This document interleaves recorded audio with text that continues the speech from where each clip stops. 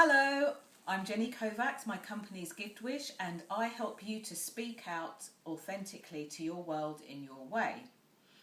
So I'm making this quick video because many of you have been asking me questions, and I'm going to speak directly to the person who's asked this question because I know that the answer to this question lies within me and you.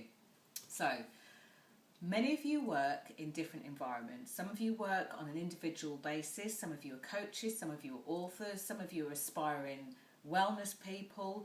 Whatever it is you do, there's a certain aspect for you that wants to take this into corporate life. Now, I'm really speaking to you if you've got an aspiration to go and train or share your message or speak corporately.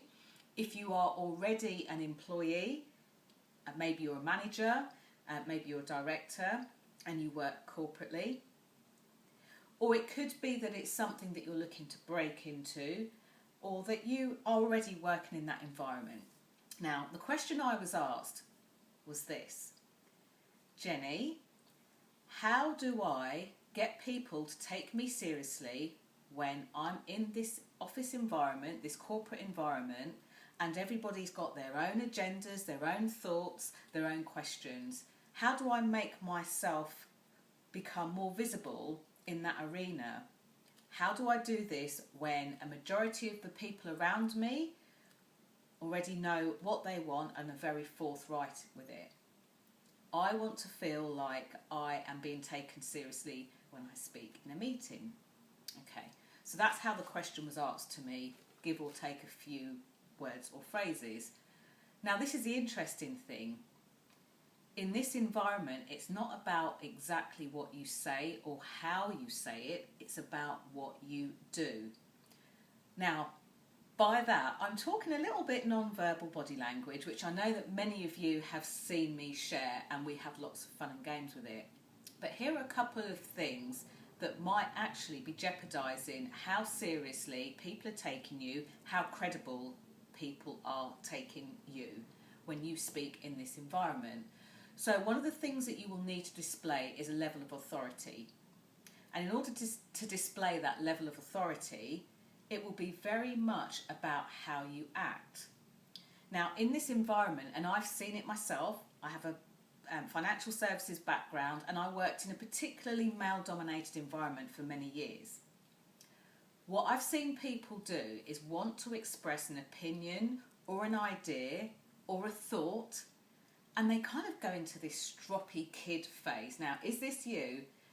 Do you sit in a meeting thinking, I just want to get my point across? And if you can't get a word in edgeways, do you kind of have a bit of a huff and a puff and a crossing your arms and rolling your eyes moment?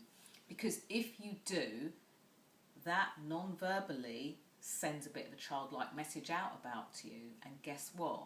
You're not taken seriously. So that's one thing you can do. Now, this one's a bit for the ladies. This is something else that you can do, especially if, like me, you have been, functioning, working, consulting, training, speaking in a male-dominated environment.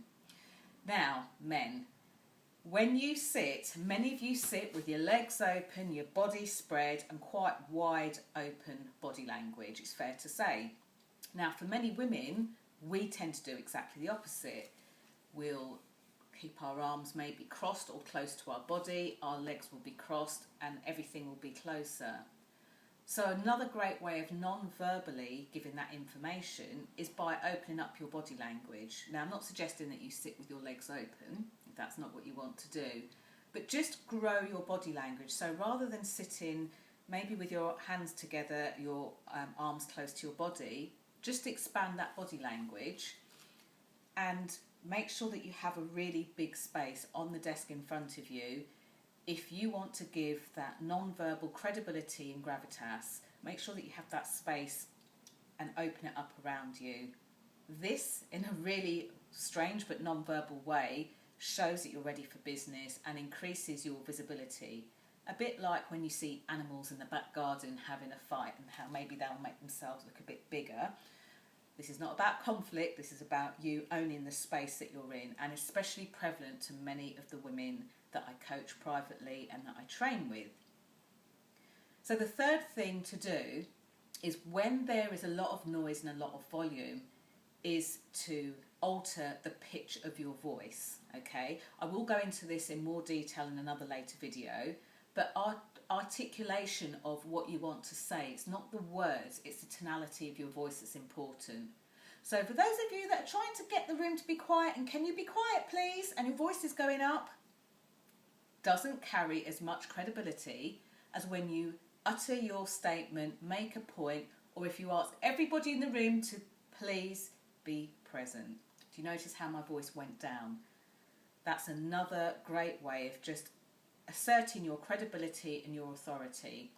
So that was a bit of a long answer, and I really hope that was helpful for you. Thank you for asking me that question. It's not the first time it's been asked, and I really wanted to be able to give you quite a full in-depth answer. So it's not about what you say, it's about not even how you say it, how you are, how you communicate non-verbally. So I've been Jenny Kovacs, and my company is Giftwish. My website is www.gift-wish.co.uk. Now, if you liked this tip and would like to hear more, either visit me on my Facebook page, which is facebook.com/Jenny Make It Happen. I'm even on Twitter, so tweet me at GiftWishLTD, or go to my YouTube channel where I share many more tips like this, and I've got some exciting stuff that's going to be coming up in the not too distant future. So I'll speak to you soon. Thank you for listening, and I'll see you somewhere out there, offline or online. Take care for now. Bye bye.